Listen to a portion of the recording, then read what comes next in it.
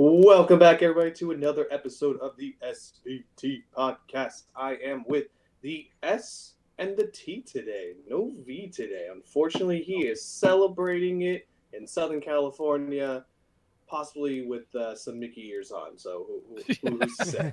Yeah. What's up, Sam? What's up, man? How are you guys? Good, good. I'm digging the shirt, man. I'm loving the bro tee with Hello Kitty on it. I'm digging that. And Tim, how we doing here on the ones and twos? We're doing it. It's Monday. Let's do this. It is Monday. We're coming at you a little later today. Fortunately, I had to work in our headquarter office, so commute was a bitch. So I had to commute back home. It took about an hour, and we made it though. We still made it. Oh, Work for that you guys. wonderful 880. Oh, it's so Right? great. It's so beautiful. I love it so much. Real quick, I but- love how whenever we're on the weekend and Julia's like, let's go here for the weekend. And if it's anything south of Hayward, I'm like, I don't want to. Yeah, I'm in the same boat. I gotta do this all week. I'll be there till Thursday. So Yeah. If there's no booze, I'm not in. Well, let's get into it here. I just got a couple notes here on the old football here, the old pigskin here. CMC got paid. He got himself an He did. extension here of 2 years, $38 million contract extension to stay with the 49ers. Like we always say, go get your bag. So, hey, does this mean that Ayuk is going to possibly be able to get some money now that this extension is here? Or is he not going to be able to get money now? Like, I wonder what the situation is going to be going forward. You know? Well, the deal does open up cap space immediately for this season. So the speculation is Brandon Ayuk, might get his contract, but it hasn't happened, and it seems like both sides are kind of dug in to what they want to pay. So we're gonna see, and I we've talked about this with Vince on air. Is they got a good wide receiver room, but is Brandon Ayuk a legit number one? Is he a number one wide receiver? And I think even Niner fans would say probably not. He's really good, but he's probably not a number one wide receiver that's going to be $100 million, $110 million wide receiver. And I think Ayuk is probably asking something that is wide receiver. Yeah, I agree with that. I also think that, look, you can come at me if you'd like. I think Debo is an excellent wide receiver and a unique wide receiver because he's a tailback. But I don't even. Yeah, that's what makes him so unique. Is is he a number one wide receiver, or is he's just in his own spectrum? Like he's in a different category that, if you classified him as just a wide receiver, he's not really. He's so unique. Hell, you could classify him as a running back. That's what's so unique about what the 49ers have as a dynamic is that I don't know if they really have a true number one at the wide receiver position, but they have some really, really talented top tier players at that position. So, yeah, I think we're going on record that the same contract that the Eagles gave out here, I think it's the same deal that I think Ayuk is probably looking in there. That the 3 years, $90 million type of deal. I think that's kind of a realistic expectation. So, Absolutely. So, speaking of the Eagles here, I don't know if you heard about this, but this is great. So the Eagles and the Packers, what color are they, Sam? Yeah, they're green. They're both green. Yeah. So in Brazil, the primary color for the gangs out there is green. So the NFL is asking fans when they come to Brazil to watch the Eagles and the Packers, whose primary color is green, to not wear green so you don't be associated with gangs out there and potentially put yourself in harm's way. What? I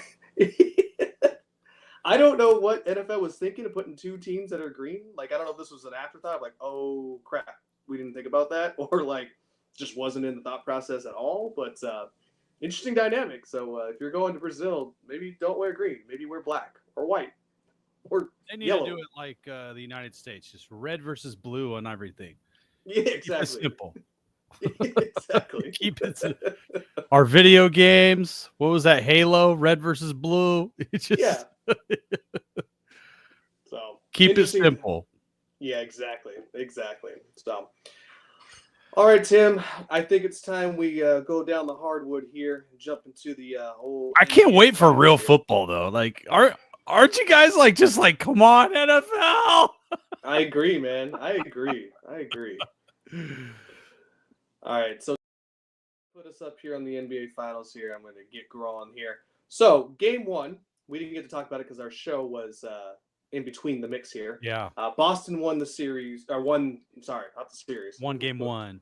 They won game one, 107-89, and then yesterday it was basically the same game on repeat, and Boston won again, 105-98. Game three is tomorrow at 5:30.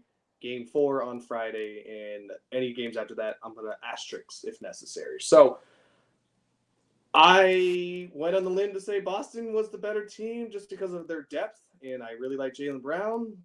Other than that, I really didn't have a dog in the race, but God, it looks like Dallas doesn't have a shot in the dark at all. Yeah, I do not think I think they get a game, especially at home. I think they get a game, but Boston is just a much deeper team.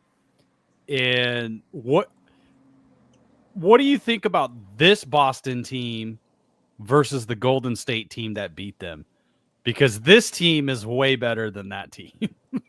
Oh, I agree. And I think defensively, Boston looks 10 times better. And I think they learned from the Warriors, you know. In my honest opinion, like I think Luka is the world talent player, right? But he sucks at defense. I mean, there's a reason why he gets picked on night in and night out, right? So I just think you've got a team that doesn't play defenses at a top tier level versus a team that is a top level defense. And I think it all really stems for Boston, Drew Holiday. I mean, he plays multiple positions and can switch onto anyone. Like you're talking about top level defense. So I know there was talks about the Warriors trying to get him a few years ago. I wish that would have happened, to be totally honest with you. I think that would have eased the pain of seeing Klay Thompson decline as much, just because I feel like Drew Holiday would just slot in so well at that position at the two guard. But hey, defense wins champions, right? Absolutely. So I think that, it's just a more solid, more complete team. I think they definitely learned from the NBA Finals. I know they were injury riddled last year. That's why I didn't really make it too far in the playoffs. But, yeah, man. Gentleman sweep, I think, is definitely in the cards, but I wouldn't even rule out a sweep at this point. I mean, I don't even know if Dallas has it. The Celtics, I mean, Al Horford, Drew Holiday, Derek White. I mean, they got Derek White for what, peanuts? Like nothing. Like, why did Pop let him go from San Antonio for like nothing? He was good there. Like, he wasn't a slouch. He was a good player, and you traded him for nothing. Yeah, I don't know what the reason was, because I think he was in Chicago, played a season with Pop, and then he went to Boston. But yeah, I don't know. I also think Derek White struggled, and then when he got to Boston, it seemed like everything clicked. When he shaved his head, it's like everything clicked. He's like reverse Samson. He needed to cut that shit. Well, I think too, like Boston overall, they got better because they have a true point guard. And now you got these other guys that are, Jaylen Brown and Jason Tatum and Jaylen Brown.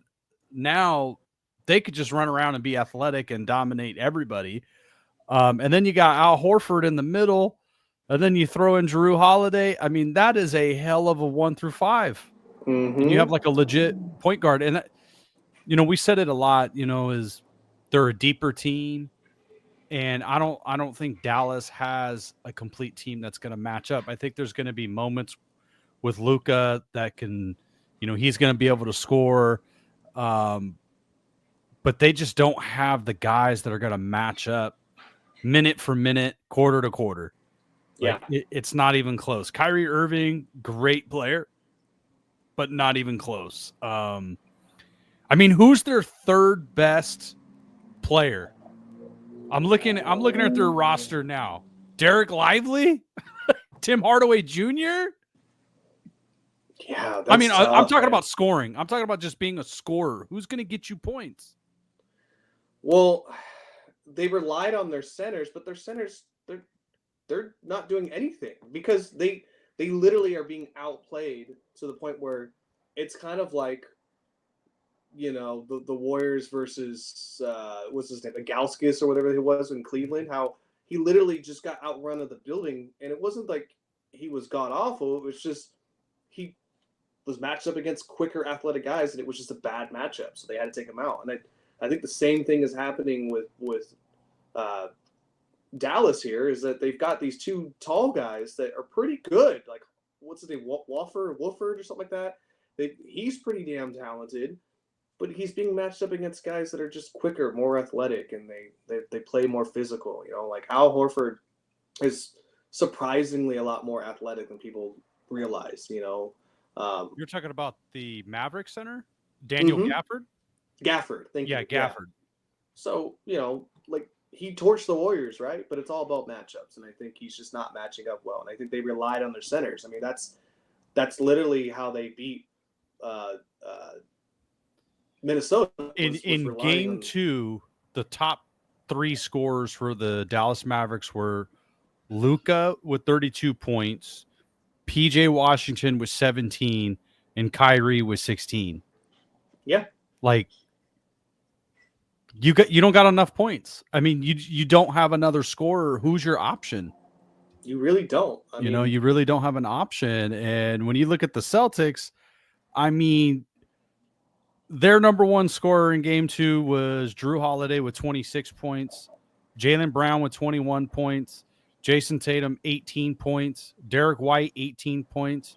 And then you got Kristaps Porzingis with 12 points in 23 minutes, 4 rebounds, an assist, and just taking up all that space and finding the fountain of youth at the right time. Porzingis has always been like extremely talented. It's the injuries that have unfortunately derailed his greatness. But now you got him back at the right time. There's no way you're stopping Boston, man. I think Dallas gets a game, but I would not be surprised if they don't. Yeah, I'm right there with you. Well, there is one guy that could stop these centers, and he's done it, and he's proven it in the playoffs. And it looks like he's potentially on his way out at the door in Golden State here. Rumor mill coming through here. It looks like Looney is likely to be released. He's only got $3 million left on his $8 million salary. That will be fully guaranteed on June 24th. So it's behoove of the organization to either move on for either a trade or just release him outright, which is probably going to happen. So he could re-sign with the Warriors. Not sure why he would at this point. He could obviously get more money elsewhere, but it sounds like he's going to have a lot of suitors. So not only are we saying goodbye to a potential Klay Thompson leave, but we're also saying goodbye to a Looney leave as well too. So tough one. Yeah, that's a tough. But this past season was the season that it seemed like the injuries and the slowdown was that cliff was happening for Looney. Mm-hmm. And for years and years and years, we know about the hip surgeries and the injuries that he's had to fight through. No other player on the Warriors during this run has gotten more out of his body than Kevon Looney. If you look at the tape when he was at UCLA and him playing right now, you're like, that's not the same guy. Right. What he was doing at UCLA before the injuries. You thought he was Carmelo out there. Can you imagine if he was healthy in the NBA? Loon, he's a Warrior Hall of Famer. I could see him coming back, but I don't know, man, with the injuries, with the cliff, and I think the Warriors are turning over a new leaf. You got to get younger, and you got to give more to the young guys that you have. Yeah. You know, you may have found your center for the next decade. That's true. That's true. I mean, with Trace, you get basically what Looney was doing at a more younger athletic position that's doesn't have injury riddle, you know. So Exactly.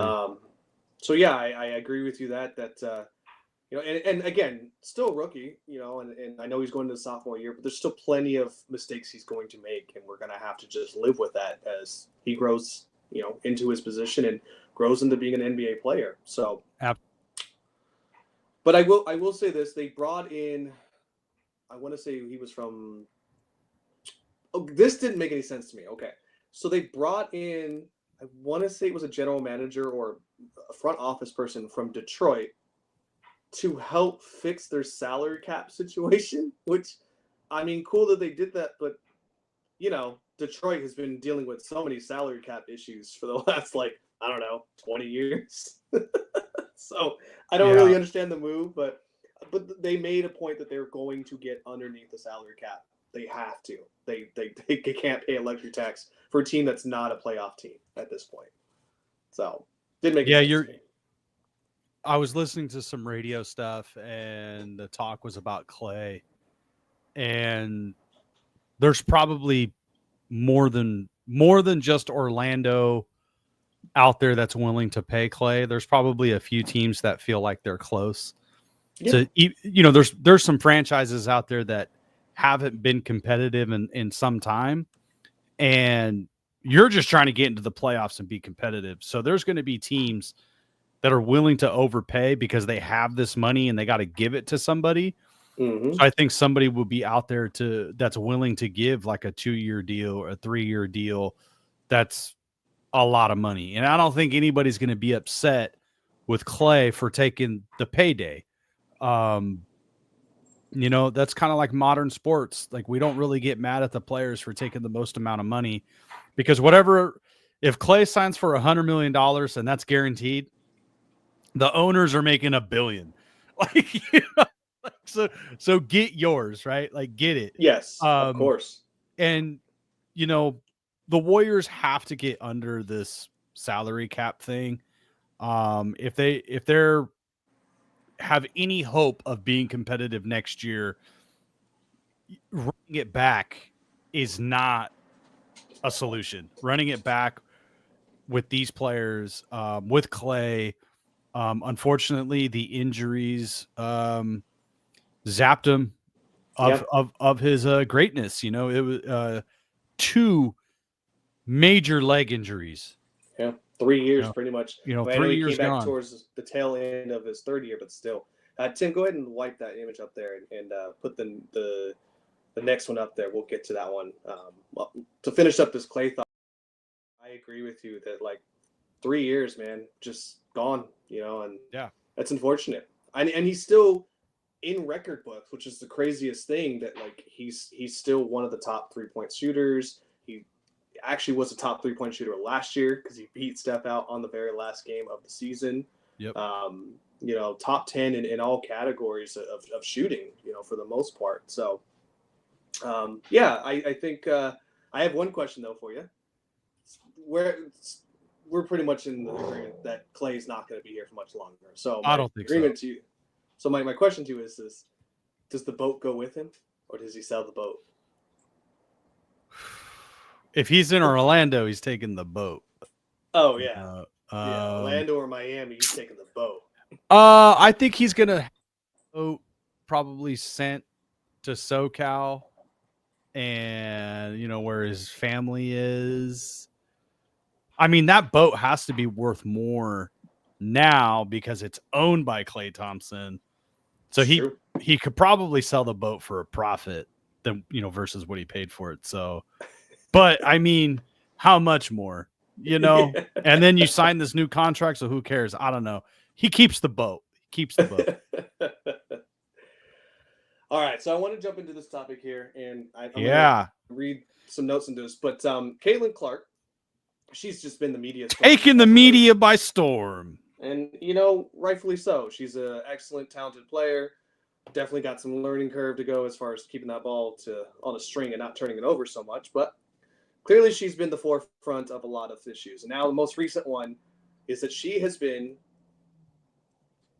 taken off the USA national team. She wasn't picked. She was not picked. Unfortunately, better luck next year, Happy Gilmore. So I got an interesting perspective that was given to me earlier today. Okay. So my stepdad said his thoughts on the Caitlin Clark thing is very similar to the 1992 games in Barcelona. The original U.S. men's basketball dream team included a collegiate player, none other than Christian Laettner. He graduated in the summer of 92, so never played a second in the NBA. It's a little different. Clayton has obviously played in the WNBA. But he was one of the greatest collegiate players ever and very popular amongst the public and the media. And they put him on the Olympic roster, literally full of legends. And, Caitlin Clark, he thinks is a lot like Laettner. The problem is that WNBA players are being selfish and immature. And she was snubbed by pure politics, while the U.S. community chose to stroke the catty female egos of the U.S. women's team. So I'm going to unpack this here. Obviously, there's WNBA players that have their own personal feelings. I feel like it's more of the rookies class than it is some of the older teams in the NBA, but there is some pettiness going on. Do you feel, and this is how I'm going to break this down, and we're breaking it down like this. Yes, she feels snubbed, so we're clear on that. Do you feel that she should be on the team? And secondly, do you feel that the U.S. women's national team not putting on there is very politics-based because they don't want the drama and the media circus that follows it? There's a lot to unpack in my answer. Should she be on the team? I would say yes. Mm-hmm. And a couple of reasons why. Obviously, she's extremely talented, and maybe she's not having her best season because it's her first season as a pro, so there's a lot to learn. But the other thing is, you want people to watch your sport. Thank you. Yes. You want people to watch the damn sport, and you're gonna she's not ready. So you're gonna sideline whatever this person because she's not ready, but you don't even get eyeballs on the game. It makes no sense. We said this last week, and I'm so glad you brought this up. I don't understand. LeBron James, right, and I said this last week, was beaten by Steph Curry, who I would say took his throne as far as accolades go for championships. Steph Curry took that away from him. Did LeBron pout about it? No. He simply says on record multiple times, I love Steph Curry. Yes, we're competitive on the court. Yes, I want to beat him. But at the end of the day, he's helping growing the sport in a way that, as LeBron would say, I could never do, right? Caitlin Clark is growing the sport in a way that some of these other players can't do. I don't understand why you are not wanting to fight with that instead of fight against that. Dude, last year, 2 years ago, 3 years ago, how many WNBA players could you have named? Exactly. 3, 4. And now you're starting. I know I'm starting to keep up with it. Mm-hmm. And is it partly because of Caitlin Clark? Yeah, there's a percentage. I said this last week. Is it partly because of the Las Vegas Aces? I'm not really a fan of the Aces. I'm a Raider fan. I watch a lot of Raider stuff, and I see that there's a lot of like cross-pollination in the media of Las Vegas Raiders, Las Vegas Aces, and the Las Vegas Aces, back-to-back champions, owned by Mark. Mark Davis owns the team. So I hear a lot about the Aces, and that team is loaded. Yep. That team is stacked right now. So you're getting more exposure. You're getting more eyes on the game. And yeah, is there a huge amount of people that are watching the game because of Caitlin Clark? Sure. Those people, male or female, young or old, there's going to be a percentage of people that are going to learn about a different player, and they're going to be gravitating toward that individual player's because of the game, right? Because how they play the game.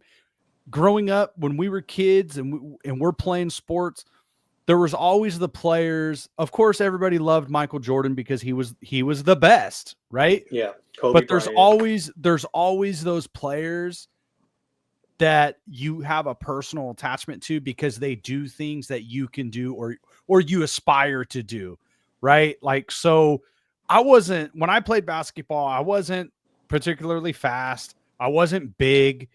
Like, I'm not extremely athletic. I could shoot, and I had a coach that would tell me, well, play really hard defense. Be committed on defense. So I'm not saying I was a good defender, but I was a mean defender. I would do things to irritate you, to bump you, to do anything necessary to make it difficult for you to score points. And I could shoot. And that was kind of it, and there was times I got to, so as I was watching the game, I started to look at other players like that. I started to watch players that play defense, that rebounded, that did the little things, that did the dirty work on the court, because that's what I had to offer, and I didn't offer a whole lot. That's why I'm on a podcast. Yeah.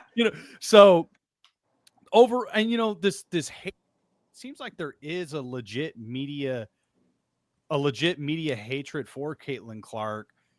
And when LeBron came out and was an 18-year-old out of high school going into the NBA, he was on every highlight reel. ESPN was showing his high school basketball games. Yep. But nobody bitched about that. Nobody complained about that. They said, oh, he's growing the game. He's reaching a younger person. And let's say if Caitlin Clark is bringing in a percentage of white people, what's wrong with that? White people's money isn't good? Yeah. There's no other WNBA white players that are good? Well, like, okay. This whole, what's her name, that was saying, I want people to know that I'm growing the game because of Me Too. Me Too, Me Too, Me Too. You're not the number one pick. You're not the number one overall pick. That's the difference. I'm sure you're really good. I'm sure you're going to have a really great career. Maybe you're going to win some championships. Maybe when it's all said and done, you're going to have a better career. You ain't the number one overall pick. That's the difference. And that's just how it is. Ryan Leaf, remember Ryan Leaf? All this media attention. Why? Yeah. Number one overall pick. Jamarcus Russell, remember how bad he was? Number one pick. Like, them's the breaks.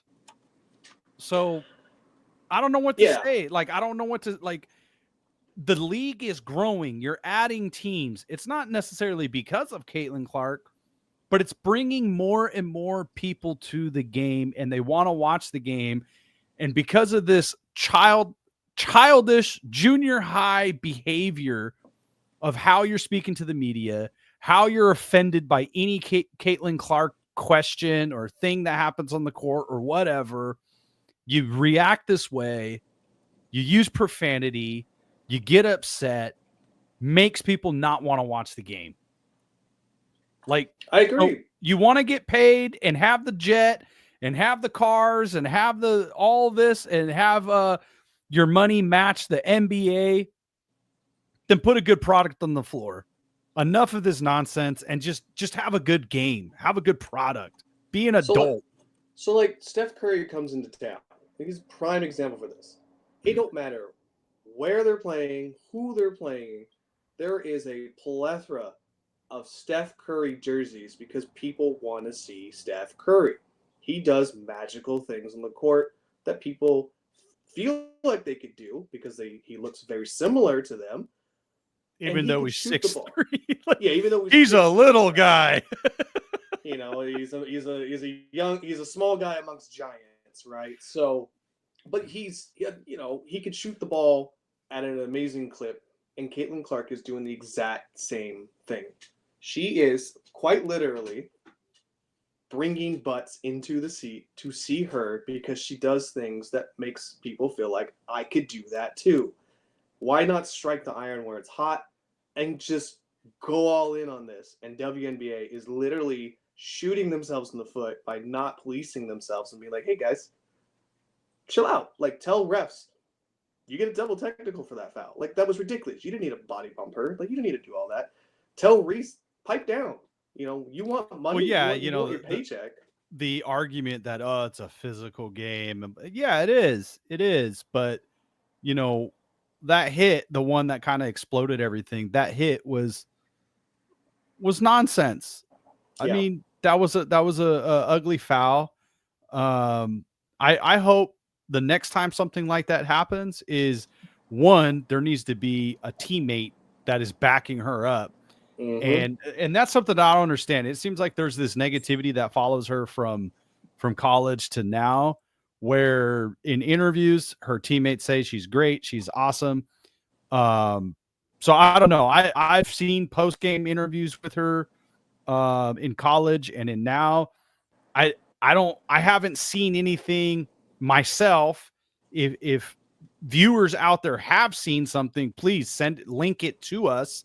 But I have not seen anything of Caitlin Clark where she was acting like an asshole or said something like an asshole. I haven't seen that. I think she talks a lot of smack on the court, but who doesn't? Well, if I was the number 1 overall pick, I would too. If I was that talented at something, I probably would too. So who wouldn't? Exactly. Who wouldn't? So it's ridiculous, man. In my opinion, you're having a cash cow on your hands, and you guys just don't want to do anything with it. You'd rather it go down in flames, which is ridiculous here. So, all right, Tim, it's time to bring us to the ice here. We went from the flame to the ice. The flame. That's. Oh man! So we got the Stanley Cups going on right now. In fact, I think there's a game going on right this second. Let me tell you what's going on. So while I figure out the score here, currently in the Stanley Cup Finals, we have Florida. Thank you. Jeez Louise. I'm trying to Google and shit. I mean, Florida and Ottawa. I mean, Florida just looks like the bigger, tougher, like they they came in for a fist fight, dude. They're I was going for Ottawa because of Connor McDavid is awesome, but Florida's got a bunch of big old boys. Like, they are some big dudes and physical dudes on that team. So I don't think Ottawa's getting past them, but hopefully they get a game because I think it's 2-0 Florida, right? It will be possibly after this game. So currently they're in the third period, 14 minutes left, and Florida is up 2-1. So it could very easily go 2-0 in this series here. But I agree, man. Florida they look like a bigger bruiser team. They look like they remind me of the old Smash Nash Predators, but faster. So physical. And I have been hopping into some of the chats for hockey, and I agree with you. I think you said this a couple of weeks ago about draft night or lottery night with the San Jose Sharks, and just how so many fans on Reddit and was, oh, that's great, congratulations Sharks, hopefully you could be competitive again. And people were talking shit and being silly, but at the end of it, they were congratulations, cool, good job.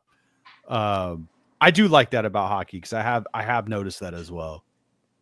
Yeah, everyone's very cordial unless you're Montreal and Ottawa. They do not see things eye to eye. No, unfortunately. But other than that, I mean, what do you, real quick off the cuff, what do you think this Salt Lake, Utah? What's going to be the name? Ooh, I think Vince had texted us a bunch of names here. I let me see what he said here. He said the Yeti, the Mammoth, the hockey team. So there's the Utah Hockey Club, the Utah Blizzard, the Utah Venom, the Utah Mammoth, the Utah Outlaws, and the Utah Yeti. I think Mammoth is still in there. I think Mammoth is a contender. Oh, you said Mammoth? Yeah. Mammoth is still in there. I like Yeti from a pure standpoint of selling merchandise, Of selling my cooler. selling everything Yeti within the stadium with the logo of the team onto it. No, I think that would be great as far as cash cows goes, but my opinion here, I think all these names kind of suck. To be honest with you, I don't know how I feel about Mammoth. I guess I you know feel what it like feels like Yeti. I feel like Yeti is cool. I mean, it's all right, but there's something about like a name being plural. Like yeah. they need to find something that's plural. You know, Doesn't it feel like all these names that I listed, the Blizzard, the Venom, the Mammoth, the Outlaws, and the Yeti, don't they kind of feel like a minor league baseball team name? Like they don't especially feel the like Outlaws, a professional. especially the Outlaws, Yeah, especially. they don't feel like a professional hockey team name, or at least a professional team name. I Well, feel like we still got to go to the drawing board. what's funny about sports now is everything is copywritten, so we're just gonna continue getting into these lame names. Yeah. So they should just like you know, what's the best names in minor leagues? Just promote those names. Just, you're up. Can we just, you know what? Let's just do it like the Washington football team. Like, yeah, I'm down with Utah Hockey Club. You know, if I Utah had a Hockey pick, Team. I mean, Washington should have stayed the football club, the Washington Football Club, you know, or Washington I Football agree. Team. Sorry, I they agree. should have stayed the football team, and I think Utah should probably just be like the hockey club, hockey team, whatever, you know, whatever it is, like Mammoth. I like Mammoth, but I think it should be Mammoths, or like you need to find something with the S. You Yeah, need something plural. maybe Blizzards, Utah Blizzards, maybe, possibly. I Isn't don't the know. Blizzard isn't that an ice cream drink from It like is an ice Sonic? cream drink. Oh yeah, at Dairy Queen. Dairy Queen. So I don't Yeah. know. It's I the don't know. Mormons. The Mormons. Mormons. We It need just more rolls Mormons. off the tongue. It's plural. There's no, I think it for real. I Wait, think it needs to be something plural or just do the hockey club. Can they serve beer at the arena? It's Do probably the like Utah Jazz 2%. sell beer? They have to, right? I mean, you're clearly not getting shots at the. They're like, come on down to the Utah Jazz where it's good, clean, sport fun. Even that name doesn't make any sense anymore. Like it made sense when that team was in New Orleans. Utah. Did you the hear New Orleans the Jazz. New Orleans Pelicans GM made a joke to the owner of the Jazz and the hockey team now and said, hey, let's work out a trade where we can get the Jazz name back to New Orleans. And like it was kind of like being a little jokey. But then the owner, what's his name? Ryan Smith was Yep. was like, well, Utah has a good jazz scene, so I'm sure it does. I'm sure it does. But it's like, you know, Oakland had a huge jazz scene at one time. And Clint Eastwood was actually like a blues guy. And there's interviews of Clint Eastwood talking about playing the piano in Oakland and all these blues and jazz guys that he liked listening to and playing with. Yeah. I had like this interview with Clint Eastwood like knocked me off my rock. I was like, what? I didn't even know he, you know, because he writes his own film scores with the piano. Tim, go ahead and wipe that image off. But nobody, you're in jazz. I mean, there's one birthplace of jazz. So I know we're kind of going off a tangent here, and I'll get back to Joe Pavelski here in a second. But I saw an interview on the Peace podcast, right, with the We Believe team, right? Yeah. And talking about how Don Nelson was just an out of this world coach, right? And what's his name? The kid that played for the Warriors, won a championship on his second stint, played with all the California teams. We're drawing a blank on his name right now. The Lakers, the Clippers. He has the infamous thing where he tried to throw the ball in Kobe's face and Kobe didn't flinch. Anyways. Oh, yeah, I know what you're talking about. I don't know. I'm drawing Oh my God. He was talking about how the We Believe team, Don Nelson believed in like making sure his teams or his players were the most rested as they possibly could be. So they wouldn't have practice before a game. Like they would just have a free day, go Matt do your own Barnes. thing. Matt Barnes, right? Yeah. So Matt Barnes was saying about how they would just have their own free day, and then Don Nelson invited them to his house, right? So Nelly invited the team to his house. They show up, right? And this is in the middle of the season, okay? They show up to Nelly's house, and Nelly's greeting them in there and telling them, go in the back. Woody Harrelson is rolling some joints right now. And they go in the back, and Woody Harrelson is rolling joints in the back of Don Nelson's house. Like, what a wild time. No wonder that team didn't win shit. Get lit. So apparently, Don Nelson and Woody Harrelson have property or somehow live out in Hawaii. Yeah. And Don Nelson, I remember, was on the radio and he was telling a story. And he was like, "Yeah, I got Woody Harrelson and Willie Nelson over my house quite a bit." It's like, what are they doing? I don't understand how the We Believe team didn't get popped for smoking weed in the middle of the season with Nelly as your coach. Nelly must have pulled a lot of strings with the commissioner at the time, man, because they were definitely smoking weed during the season. Hell yeah. All right. Yeah, they were.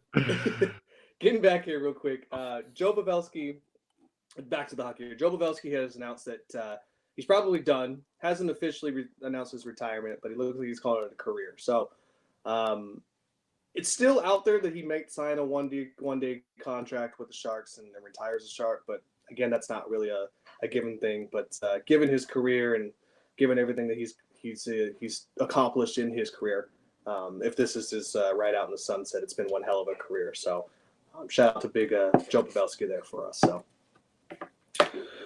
all righty. I was going to touch on to the Earthquakes and tell you that they didn't win or lose a game because they didn't play any games this week, which is great. So they're still in last place with a game coming up on Saturday against Cincinnati here.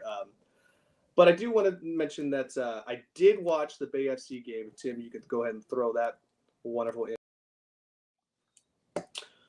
Interesting things about this one here. Bay FC was played at Wrigley Field. All right. They get the W 2-1 against the Chicago Red Stars. They had a record attendance of over 35,000 people that attended. So Kiki Pickett in the 25th minute had an absolute dart from right outside the box into the corner over there. It was a great shot. From there on out, Chicago Red Stars was basically threatening all the way up until the very last minute. You then get another goal from Joel Anderson here in the 79th minute. And then it ends here with the Chicago Red Stars getting one last goal here. Penelope Hawking getting a goal in the 90th minute +3.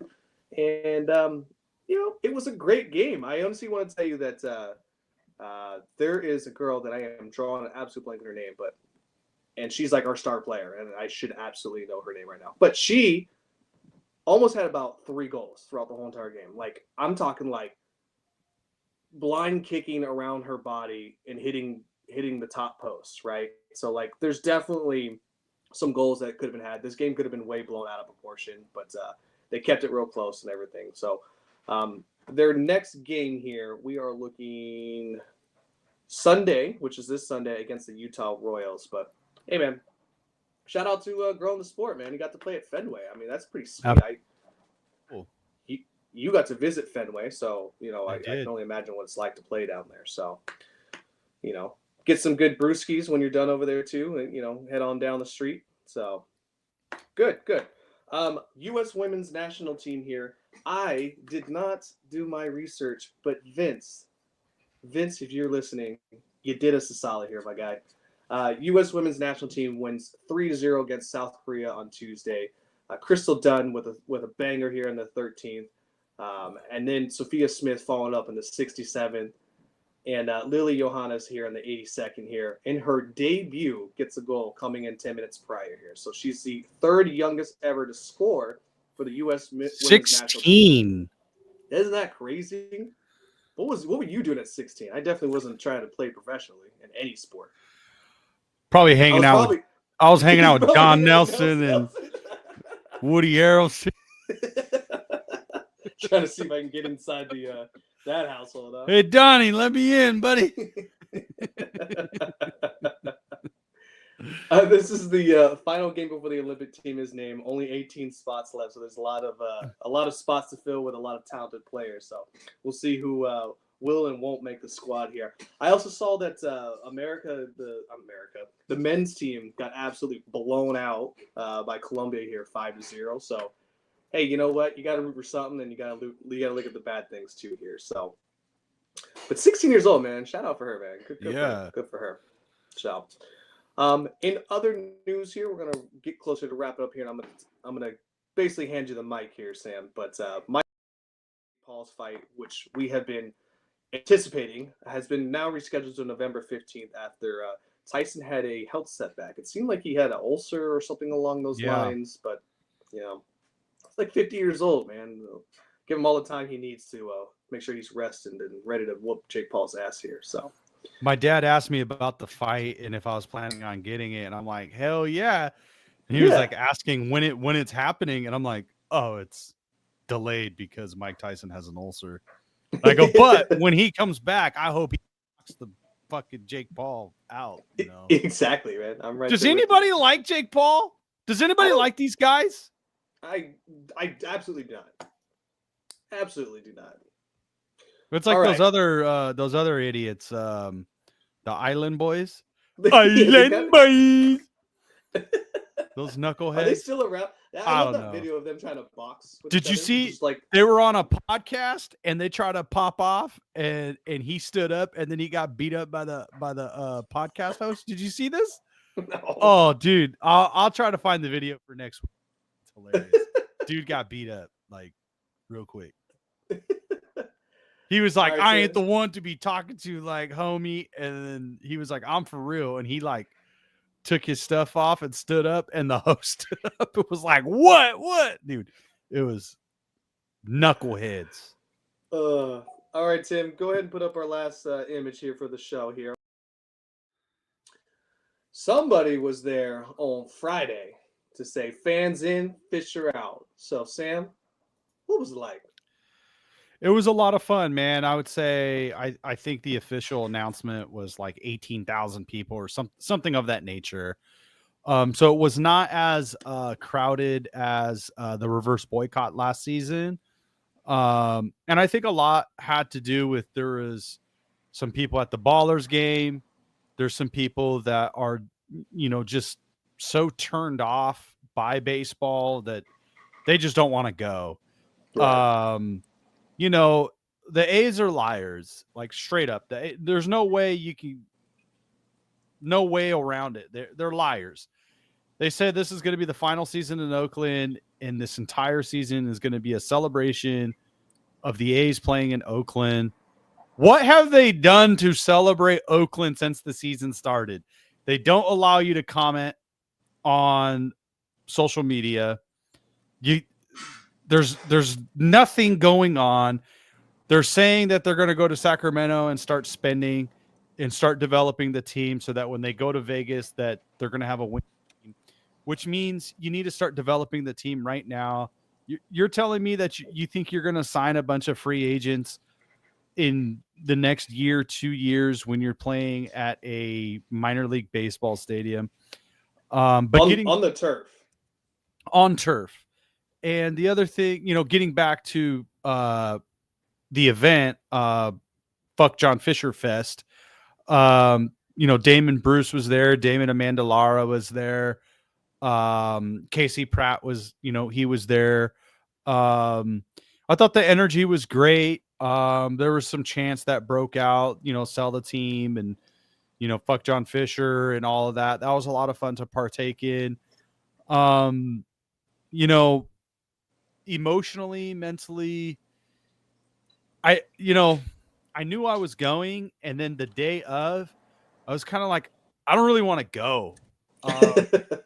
And why I didn't want to go is I think there's this fear of like, you're going and the bitterness that the last memory you have is just going to be bitter. And right now it's kind of like 50-50. Like, I don't plan on going to the final home game.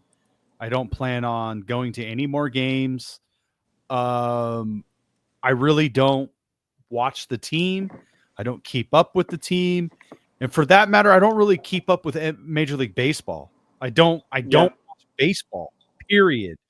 Um, it's just has left such a sour taste in my mouth that I don't really want to give it a dime of my money. Right. And I know I could commit to that. I haven't bought anything from the Gap, Old Navy, Banana Republic in like 10 years. Like, I don't own anything from that shitty ass brand. I will never buy anything from that brand. And I hope other people follow the same suit. You know, Of course. don't support this asshole, because it's not just baseball, it's the community. It's what you're doing for a community and how you make yourself a part of a community. And clearly they didn't want to be here. I don't know if you guys saw this interview that came out from Fuck John Fisher Fest, where it was Damon Bruce and Damon Amendolara. They had the mayor Sheng Tao on, and Damon Bruce asks the mayor, like, being in politics, it seems like you would have to have a really good bullshit meter. So how much bullshit was happening? How was your meter going off every time you talked to Dave Calvel? Was it just like off the charts? And she just like sat there, was like, and they're like, no, that's the perfect answer. You said enough. You've answered. And it's just, they're full of shit. The A's are full of shit. They're saying that they negotiated in good faith. It's a $90 million difference. And now you're going to go spend $50 million on a minor league stadium that you're only going to use for 3 seasons. You're not going to get your money back. And then you're going to go to Las Vegas and spend $1 billion on a stadium that you don't even own. That you don't even want to play at, because you're already asking for 9 games. And now you're already asking to get games that are not even there, which is going to have a shortfall on paying the stadium. Mm-hmm. So, I mean, these people are clowns, as far as the game, I did have a good time with the people that I was with, and just talking to them. You did get a walk-off. We got the walk-off. I was getting there. JJ Bleday on the first pitch, gone. We had amazing seats. So we were on the visiting side. But I got to, I could see the breaking pitches and, the spin of the ball. I mean, it was right there. It was really great seats. So that was fun. We were celebrating it just so happened to be a friend's birthday. So we were celebrating her birthday, and that was great. And, we ended up meeting up at a local pub that we frequent. So the night was great. We got to see a win. And that was the most baseball I watched in the past, 2 years, since this situation was announced that they're going to Vegas. That was the first time I watched a complete inning of baseball. I have not watched a complete inning of any baseball. I'll see a game that's on. Yankees Dodgers, and I'm like, oh, I want to watch it, and I turn it on, and then I change it because I'm like, I don't want to watch baseball. The other thing I wanted to say about baseball is you have this series in London, and it's the most difficult fucking thing to watch. Yeah, you can't watch it. Oh, let me put it on ESPN. Not there. Oh, let me put it on Fox Sports. Not there. Oh, let me put it on the MLB app. Oh, not there. Where was it?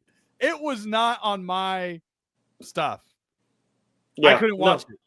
I forgot that that was even happening because they did a terrible job of even marketing it. I don't think I saw it on anything. They don't even care. I know. Manfred doesn't care about the league. The owners don't care about the league. They're all just want money, free stadiums. That if you people don't care, then why should I care? Why should I foot the bill? Why should fans foot the bill? So, overall, I just think the event was great. I wouldn't be surprised 200 people there. Of course, the A's are announcing like a 4,000 or much 5,000. a much different number, but no way in hell there's 5,000 people walking around the stadium, not watching the game. So, at this point, I'm just kind of as a citizen of Oakland and in the Bay Area, I'm just kind of ready and excited for what's next. Like I've said this a few times, I'm ready to just put my money on the Sharks, put my money elsewhere. I like the culture of hockey, and I'm kind of like, damn, I wish I would have got more into it sooner. But I like the culture. I like the fans. I like talking to other fans. It's why we do this show is to not just us as the host to put a time together and talk about sports and spend time with one another, but meet other people and talk about sports with other people and other communities. So I think it's just a jump on point to be a hockey fan. We got the number 1 overall pick. Yep. They're not very good right now, but you see a lot of excitement. It kind of reminds me of when I was, a teenager and, the A's were starting to get good again with the Hudson Mulder Zito and Tejada, Giambi. And, that's kind of what I feel like with the Sharks is that there's a lot of young talent. And I know ownership isn't as vocal and present as I would like as a fan. But I do feel like even though that as the ownership group, they're a little absentee of the Sharks, they're committed to winning. They're giving Mike Greer the opportunity to build this thing. They've never told their front office, don't go after a big free agent or don't make a big trade. The franchise has always been all in on winning. And that's what I asked for as a fan is you're going to have some lean years. But I saw the plan that Mike Greer had. And, you guys know, I love the cap stuff. I love roster construction stuff. I love the business side of sports almost as much as the game. So that's kind of where I'm going with it. I'm of anything. The A's taught me that I really don't need to watch. That's what they taught me, and this is, I'm a 40-year-old man-child that was going to games, 20, 30 games a year, traveling to cities to watch the A's, buying hundreds of dollars of baseball cards every year. I don't do that anymore. I'm not doing it. I'm not giving you a dime. Of anything, it freed me up to have other hobbies and other interests. So yeah, I'm just kind of like good riddance, like later, dude, because hypothetically, even if John Fisher kept the A's in Oakland, as long as he's attached to a franchise, they're dog shit. He has soiled MLB. He has ruined whatever branding the Athletics have. He's ruined it. How many decades of A's baseball and decades in Oakland baseball, it's completely soiled and tarnished that people in Vegas don't even want this guy there. Nobody's excited for this team. Nobody's excited. That's a good point, man. Like I will say, I have played the most golf that I've ever played in my life. Like, I've never had this much of a free summer. Like I've always been tied to watching some kind of sport game, or if there's a big game, I gotta watch a big game. I could give two shits at this point. I don't care. I do not care. And I have no ill will towards the players. I wish them the best. I hope they win. I'm not interested. You don't want to be here. I don't want you here. You know what I mean? I'm not going to support it. Yeah. And it's not an apples to apples comparison to other teams moving. It's not the same. So, there was a deal to be made here in Oakland on a waterfront property. 55 acres of waterfront property. If $90 million or whatever it was too big of a funding gap for you, then you could have sat down. You're trying to blame California and blame Oakland for the housing. Why are baseball teams trying to develop housing? Don't get into housing. It's that simple. Don't develop low-income housing. It's just, to me, it's like, okay, look, we shit on the Giants, and rightfully so. They should be shit on for some of the stuff that they've done in the past. But can we say that they built the ballpark right? They built a ballpark in a shitty area of China Basin, and they developed that area into one of the most sought-after areas that you want to be in, because now the community's all in. The restaurants are there. The apartments are there. Like, we shit on them for obvious reasons, but they built the stadium that's the blueprint. Build the stadium. Everything else will continue to build around it as long as you have, number one, a good product on the field. Now, granted, right now, maybe not so much, but in years past, they've had a decent and a good product that has allowed them to be able to expand what they're doing in their area. That's the blueprint. Absolutely. But now the new blueprint is teams like the Cardinals, that have a baseball village, and you got to own the baseball team needs to own the restaurant, own the bar, own the shopping that's around it. They need to own everything because you need that year-round income, and you need to own the property so you can just forever rent it out to other people and, build housing because then you can sell it. And these owners no longer own teams to win and compete. They own them because it's a free stadium. You're going to get free money to build the stadium. And then you're developing housing, you're developing bars and restaurants and hotels. And then you sell it, and there's no law that says, well, that has to go to the A's. That has to then pay for the A's stuff. No, it goes to the assholes like John Fisher. And if anything, attendance is way down in baseball. People are not interested in it like they were during the pandemic. Like pandemic, we kind of saw a spike in like ratings and things like that because people are at home, so they're watching it on TV. But we've said this numerous times. I've been saying this for the past 15 years that there are more owners like John Fisher than, say, someone like the Steinbrenners or Joe Lacob. Yeah. I don't like the Yankees because, they always win and they always paid the most and stole, traded for and paid A's players and we watched them win and this and that. But I always respected George Steinbrenner because he was always in 100% of the time. And that's what you ask for as a fan. And even now, the Steinbrenners the Yankees are all in. The Dodgers are all in. That's all you can ask for as a fan. I mean, is even just to be a degree, committed. The Mets are in too. The Mets, be committed. Now with the Giants, now that the Johnson family, was it Walter Johnson, now that he's got rid of Larry Bear, all of the stadium stuff, the winning, all of that happened under minority owner Larry Bear. And that happened with Brian Saban.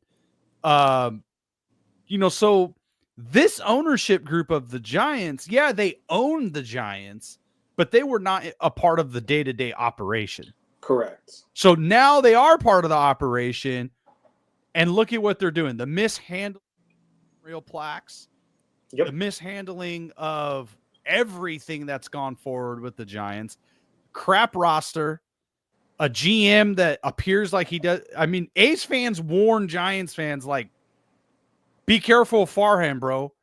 You think you're getting like Theo Epstein, Moneyball with money, right? But you're not. You're just getting Moneyball.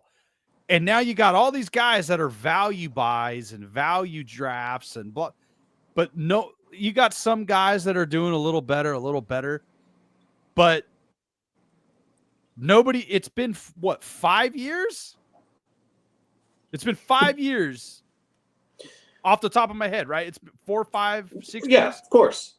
and mostly dominated by the Dodgers. And they had one decent season that was like an outlier. A flash pan. Yeah, exactly. Because and you played every single game with the spreadsheet, with the calculator, and it's like, what? The other team doesn't have a spreadsheet. The other team doesn't have a calculator. Sometimes you just need a dude to go up there and hit a homer. Sometimes you just need a dude to go up there and make a strikeout. The point of justice of that is that look who won the World Series last year. Yeah. You know what I'm saying? Like, gut coaching and your former coach. Well, how they handled the exit of Brian Sabian and Bruce Bochy is trash. You know, it's trash. No, so I think this whole A's thing has exposed baseball as a league that doesn't really care. Do they really? I was thinking about this the other day, you know, about community and stuff like that. What have the A's done? What have the Giants done in their community to really get kids to play baseball? Little league costs are going up. As soon as you get to high school age baseball, it is so damn expensive to play competitive baseball. What does MLB do to make it available? I know you play a lot of golf, Tyler, but it's becoming golf, and golf is an extremely expensive hobby if you want to get like really good and you're young. I will say this real quick, because we praise Steph Curry, but Steph Curry by himself, which I don't know where he gets the time to do this, has put on camps for golfing communities for kids that can't really afford it. He gets them set up to, one, get them clubs, two, get them the training and the focus that they either want to go down or whatever path they want to go to. Like, he gets them going in the right direction. So yeah, golf is expensive, but at least you still have an athlete who is trying to do something for the community that exposes, like, golf can be expensive, but golf could also be as inexpensive as you want it to be. Like, you could go play with 4 clubs and have a ball. The Little League World Series, right? The cost to field that team, if that kid wants to play in the Little League World Series, the cost that the family has to put down to have their kid play, but yet ESPN gets to make all this money off of the ratings and they promote all this crap. The kids get nothing out of it. I mean, they get the experience, they get to, win or whatever. They get the experience, but basically it's, well, you're going to get exposure by being part of our program, but it doesn't drive the cost down. None of the financials trickle down and make it easier for kids to play baseball. So why is it that baseball is not really popular anymore? Young kids say it's boring. Yeah, it's boring. They don't play. They get to a certain age, they don't play. I mean, look at it's not really a young person sport here in the United States. It's in other cultures, in Latin America, in Asian cultures. It's pretty popular. But it's like in Latin America, it's like a poor people's sport. You don't even have a glove. You know what I mean? Yeah. I remember when I was a kid, you used to just go out and play stick ball or strike out, and you don't ever see people doing that anymore. You never see kids doing that anymore. They rather go. You can go play basketball by yourself, work on your jump shot, work on layups, practice free throws. You could just go do that by yourself. Or like baseball, pitching to yourself, and you can't field by yourself. You can't throw it to yourself. Mm-hmm. Like, you need a partner, and it's not really a support. It's not really that's supporting kids to have a support system. It's pricing children out. It's pricing families out. And who wants to play baseball when you're ripping a team out of a community? My final point, I just remember this. My final point about all this, and we can wrap it up, is I saw something before the game started. We were outside we're getting ready to go into the game, and there's a family coming in, and there's a mom, appears to be the mom. She's walking in with 3 or 4 kids, and there's a boy who appears to be 10, 11 years old, some around that age, and he has a baseball glove, and he's running in, and the parking lot attendant stops the kid. He's like, hey, come here. He stops the kid. The kid turns around and he's like, what's up? And this man hands him a handful of baseball cards. And the kids are like, oh, thank you. And the security guard looked over at me, and he's like looking at me like, not that there's anything wrong, but like, you caught me in this awkward moment of like, and I was like, that was great, man. I gave him a thumbs up. I was like, that was awesome, And what hit me in that moment is all of those kids that are no longer going to be able to have access to a Major League Baseball game or to have a moment to collect baseball cards.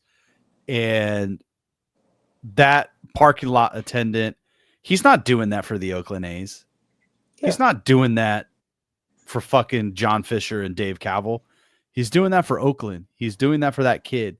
He's doing that because he cares, because he wants to see the sport. He wants to see this kid not end up doing drugs and becoming a statistic. He wants to see that kid excel and love something like baseball and do something with his life. That's what he's trying to do, and that's not going to be here. And that just really hurt. That just really got to me, that those moments are going to essentially not happen at all in Oakland, So I don't know. My experience at Fisher Fest is bittersweet. I had a great time with my friends, but at the same time, it's just a reminder that it's over. And it was like, for me, it was like, you have an ex, and you it's like 6 months, a year after the breakup, but then you hear that they're going to a party or a restaurant, and you go and you're trying to keep it like cordial, but it's just still awkward. Yeah. And then you regret going to the party or the dinner or whatever. You're just like, I shouldn't have gone. Yeah. It's like, it's just an awkward dance that I don't really want to partake in. Yeah, that's a great analogy here. But we would like it if everyone would partake in watching our show, liking and subscribing every single Monday and every single week. We put out episodes throughout the week for you guys to enjoy. In case you can't spend the time with us on Monday, you could at least chime in and take a listen to our shows throughout the week. And we love to hear your comments out there. So we had some Wrexham comments. We've had some comments amongst our baseball views. So by all means, don't be afraid and don't be shy. But as always, you guys are listening to the SVT podcast. Subscribe on YouTube and hit the bell to get the alerts when we go live. Follow us on Instagram and Threads at SVT Sports Pod. Slide into our DMs. We would love to interact with all of you beautiful people. Night. Later, y'all. And remember, fuck John Fisher. Oh, yeah, I forgot what time it is.